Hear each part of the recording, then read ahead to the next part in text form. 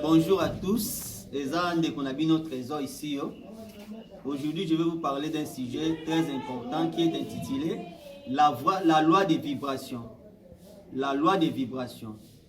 Alors, qu'est-ce que la loi des vibrations? La loi des vibrations, et pourquoi nous avons choisi ce thème? Nous l'avons choisi parce que nous savons que tu ne recevras pas ce que tu veux, mais tu recevras ce que tu vibres. Ce que tu vibres, c'est ce que tu vas recevoir. Donc, le monde va nous donner ce que nous vibrons. Si nous vibrons négativement, c'est ce que nous allons aussi recevoir. Si nous vibrons positivement, c'est ce que aussi nous allons recevoir. Alors, c'est pour cela que j'avais choisi ce thème. Alors, la loi des vibrations dit que tout vibre et rien n'est statique. Tout vibre, rien n'est statique. Nous sommes en mouvement. Et là, nous sommes bouger. Mais nous sommes en mouvement. Donc, nous sommes en mouvement. Et là, nous sommes statique. Nous sommes statique. Mais si on a un microscope, on zoome, on voit que c'est statique. Nous sommes en mouvement. Ils sont en mouvement comment? Parce que nous autres, le corps est constitué d'abord des cellules. Dans les cellules, nous avons des molécules. Les molécules, nous avons des atomes. Parce que les atomes sont des molécules. Et les atomes, nous avons des cellules subatomiques. Les cellules subatomiques, c'est une énergie. Or, dans l'énergie, nous sommes en mouvement. Tout est en mouvement et rien n'est statique. Alors, pourquoi j'ai choisi le thème des vibrations? Parce que on vibrer nango. Otoza nango et la kisiki et loko makambo za na vie na yo eza par rapport na ndengo zo vibrer. So zo vibrer na dimension assez eza makambo zo zo. So zo vibrer na dimension makasi eza makambo zo zo. Alors, vibration zo dépend de ma pensée zo na mutu na. Si tu as des pensées limitantes, c'est ce que tu vas vibrer. La loi des vibrations nous dit nous ne recevons pas ce que nous voulons. Mais nous recevons ce que nous vibrons. Tu as l'ingité, mais tu as vibrer. Si tu as vibrer ma bé, na ma kambamike, puis tu as ma kambamike. Alors après que la vidéo on a l'ingit, on comprend que nous sommes vibrer. Nous sommes énergie, nous sommes en mouvement. Et l'homme est statique. Alors ce que l'ingit on vibrer positivement, et c'est peut penser des pensées positives. Alors si vous vibrez négativement, ils ont dépend de la pensée aux autres. Alors maintenant, comment tu vas recevoir par rapport à la vibration de ton âme? Parce que la loi d'attraction, ils ont agi par rapport au niveau où ils ont vibré. On va attirer ma cambo aux ont vibré. Si ils ont vibré négativement, on va attirer ma cambo négativement. Si ils ont vibré positivement, on va attirer ma cambo positivement. Alors, il y a un relobake, et là, comment rien n'est détruit. Rien ne se perd. Nyon se changera étape. Rien ne se perd. Lelo na mukilo yo nyon se bunga gezate. Ce que lelo mutu akufi kokufa na ezate ki a kelibela. Soit akufi ezake a passer d'une étape à une autre parce que l'homme est énergie. Tout ce qui est dans l'univers est énergie et l'énergie est la détruite. Énergie est la détruite, énergie éternelle. Donc, si vous vibrez négativement, c'est ce que vous allez recevoir. Alors, pour vibrer positivement, on peut ça deux points. Pour la mouta vibrer bien, d'abord, il faut qu'on se lamente. Et verset moi la Bible l'obara, ne vous inquiétez de rien. Et mouta s'inquiéter déjà. Nous sommes comme dans la vie, quand tu as inquiétude, quand tu as souci dans mon thème. Donc, on a deux points pour nous permettre de vivre bien. Même si je me comme milieu et ma bé, quand tu as souci dans mon thème, il y a un verset qui dit Tela bandeke, oyo balo na raté, basala raté, mais nzamba le sabam. Boni yo mutu, o saba souci dans mon thème. Donc, ceux qui m'ont comme dans la vie, mona ke, yo tiba souci dans mon thème, on va dire que j'ai vibrer ma bé, au ben la pi ma kambo zo vibrer nango. Même si nous kambo comme milieu ma bé, ne vous inquiétez de rien. Donc, premier point pour nous vivre bien dans mon kilo tozali, quand tu as inquiété dans mon thème, à tous les que moment ya pire que ya passé, yo zala toujours une attitude que na zamuto na bonga. Zala toujours muto oh mona ke nzambe déjà ma mona zo zanga déjà pesinga. Donc elle a déjà la gratitude. Gratitude des années, les sentiments que déjà aux eloko on dit déjà eloko dans nos monités. Il y a un verset dans la Bible, tout ce que vous demanderez en priant, nous sommes au Seigneur dans la libon de lui, dima que déjà aux yango. Puis au komona kokokisa manango.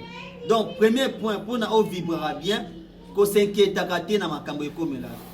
Inquiétude na mutema na yo sala ke emi mona ba événement ya mabe. Otia souci na mutema, ozotia poison na mutema. Premier point pour nous vibrer bien, ne vous inquiétez de rien.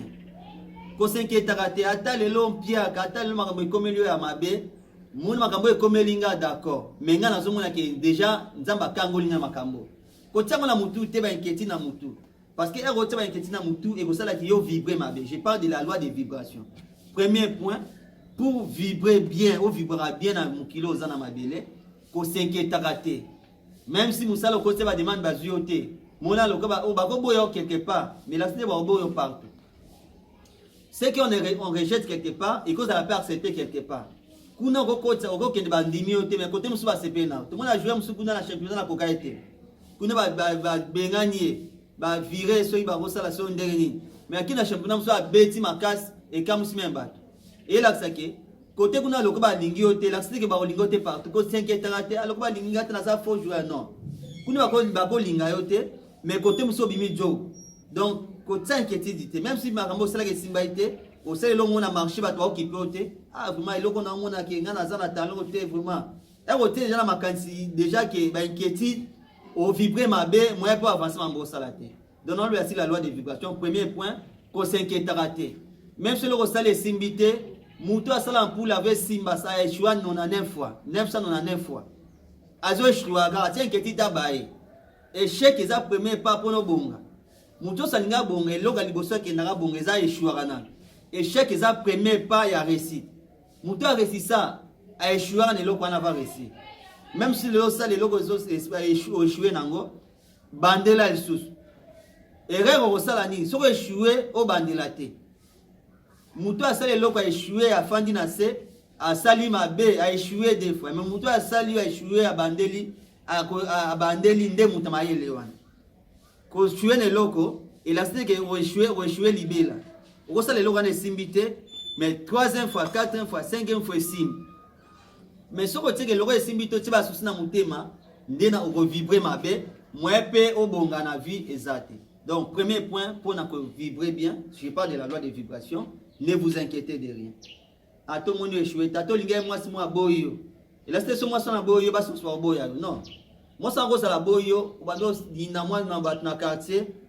Afia na za faux petit. Comment peut se ba combo. Mais soit lingé ko ngobe ngé faux petit.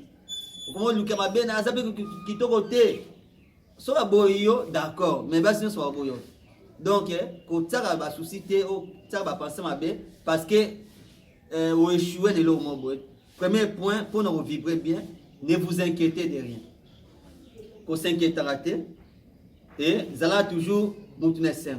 Il y a un verset, ne vous inquiétez de rien, mais en toute chose, rendez grâce à Dieu. Donc, ne vous inquiétez de rien. Parce qu'inquiétude, ils ont poison à ma casse. Donc, vous inquiétez, aux hommes. Alors, deuxième point, pour nous clôturer dans la loi des vibrations, dans le là, sur là, les ressentis.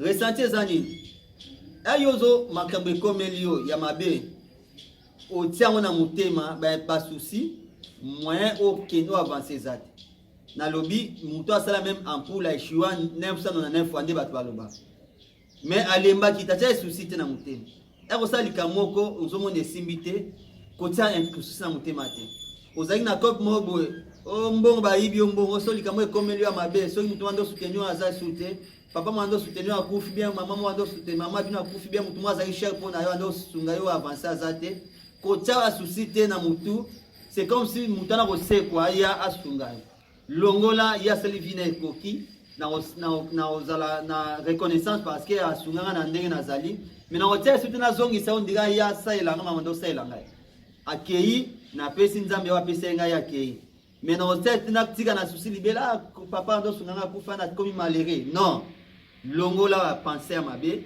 so tu vas passer à revivre mabe. Alors deuxième point pour nous clôturer dans le les ressentis les ressentis kozalani kozana idée ya okende liboso mais là esala ke e simba idée no ezali ba sentiment ezali ezo renforcer idée no ke demba et l'on solingo sala sango ba émotion là sango ressenti sentiment et lokwana olingi par exemple oyeba na mokili mobima le domaine ayo banda déjà ressenti ba sentiment ya moto déjà comme na niveau wana zokani et osala ki o vibrer bien so senti déjà malamu eloko olingo koma et osala ki o vibra bien moi yo o kende o mona ki ko mima otie mais mona dimension donc bika déjà sentiment les ressentis déjà ya dimension olingo koma non bah c'est la loi des vibrations je dis la loi des vibrations mokile pesa biso to limité mokile pesa biso eloko tozo vibrer nango oyo lingi mokile pesa yango te pesa yo na ndengo zo vibrer so nazo vibrer na ba souci na motema mokile pe pesa na yango mokile ya pesa ka contraire mais mokile pe pesa ngai so nga nazo vibrer déjà que nazo bika déjà makambo nga na lingi nazwa les ressentis eza sentiment renforcer ba idée osanango ozana idée mais idée pour ne kemba makasi il faut sentiment mo relanda idée wana so sentiment landi idée wana te idée kozalaka superficielle pour que les idées elles la renforcer vous devez ajouter les sentiments ozana idée que na domaine ayo comme par exemple mutu munene banda déjà obika sentiment déjà ya eloko lingo kom nano comité mais mona déjà comme na niveau à nos okanis et ça là qui renforce ba idée na yo peut pousser au comme na niveau na o vibrera bien positivement ti au comme na dimension okanis même si les loza na niveau zo communauté zo kanisa mais ba idée parce que c'est l'intérieur toujours influencer l'extérieur et ça kati ozo kanisa nde ça là qui est influencer vina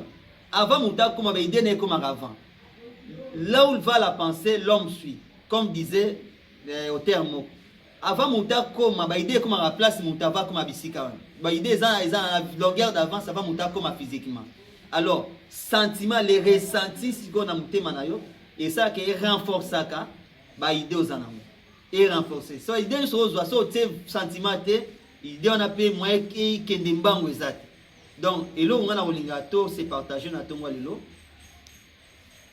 na loi des vibrations na loi des vibrations stipule tout vibre rien n'est statique otozo zo na vie na biso za otolingi mais za otozo vibrer si nous vivons ma bé, tu as ma bé.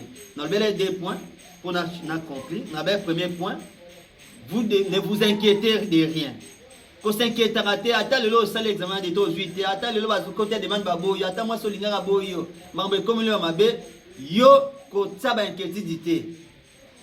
Ce que tient inquiétude na mutima za poison et sala ki yo vibra ma bé. Même si le lot zaina musamo songa longo lio. Et là c'est que musala anande et l'équipe a musala ce que ya na vino na mikolezo ya non. Balongo na musala wana bien sûr et ça n'a pas si. Mais na tsaba inquiétude. Na tsaba souci na mitema na koma kokonda nazo sala ki na mi mapeka ba événement mabelanda. Deuxième point pour na clôturer. Na lobby il faut na loi de vibration. Makambo lingo koma na no comité de tsaba sentiment déjà ya makambo wana na no comité. Les ressentis. Parce que sentiment est ça qui est renforcé par l'idée au salariat. L'idée au salariat na yo et là c'est là qui est kembi ça l'idée nous a les sentiments, les émotions aux là qui sont na idée wana. Donc ezaki ndeko na bino trésor tika vraiment nzamba pambola bino rendez-vous na numéro mususu. Ciao.